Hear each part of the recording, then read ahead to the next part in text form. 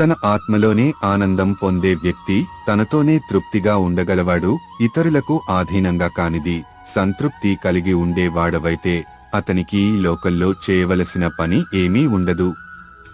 అటువంటి ముక్తుడైన వ్యక్తికి ఏ పని చేసినా ప్రయోజనం ఉండదు, చేయకపోయినా నష్టం ఉండదు. అతడు ఏ ప్రాణిలోనూ ఏ వస్తువులోనూ ఆశ్రయం పెట్టకుండా స్వతంత్రంగా జీవిస్తాడు. కాబట్టి మనుష్యుడు ఏమాత్రం ఆసక్తి లేకుండా ఎప్పుడూ తాను చేయవలసిన కర్తవ్యాన్ని చేస్తూ ఉండాలి. ఎందుకంటే నిరాసక్తతతో కర్మ చేయడం వలన అతడు పరమాన్ని మోక్షాన్ని పొందగలుగుతాడు. జనకుడు వంటి మహాత్ములు కూడా కర్మ చేస్తూనే పరమ సిద్ధిని పొందారు.